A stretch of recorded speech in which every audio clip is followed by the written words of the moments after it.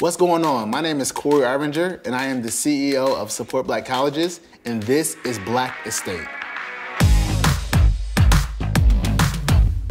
So I run a clothing line called Support Black Colleges, and we focus on getting our black kids back to HBCUs. We do that through clothing and mainly media. And I also do a lot of speaking engagements. I speak to a lot of high schools, middle schools, even colleges about the importance of entrepreneurship.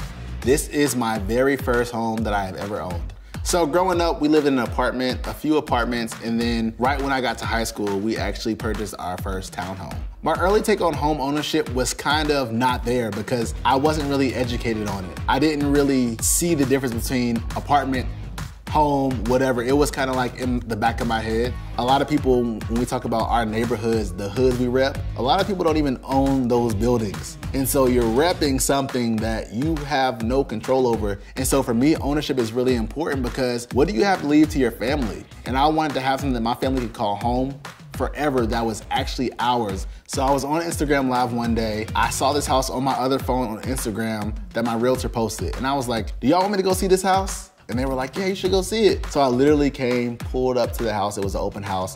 I walked right in. I was showing everybody on the camera what was going on. And I decided that day I wanted to put an offer in on it. The experience of getting this home was a roller coaster. I'll say that, to say the least. I didn't know how the whole process worked.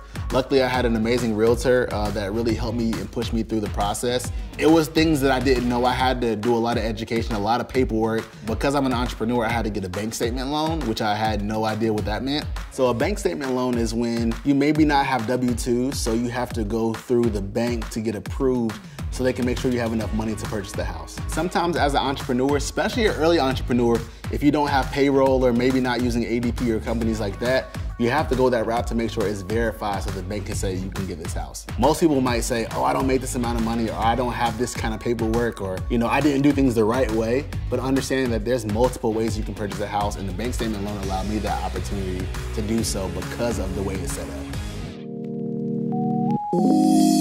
As an entrepreneur, Atlanta is a perfect place to buy a home. Being a black entrepreneur, being a certain age, young, and trying to just always stay in the mix. I have so many friends who do things from credit to Turo to Airbnb to having their own clothing lines to podcasts and YouTube. You have just so much diversity and so much community here. Owning a home was on my goal list, but it wasn't something that I thought was realistic. Yeah, I have a lot of moments where I have this thing where I'm like, wow, I wrote this down, or I put this on my vision board. Because it was already put in plain sight and paper, I was able to accomplish that even without even knowing. I want my legacy to be that Corey was an amazing person, that he did for others, and that my family can reap the benefits of the things that I'm doing right now.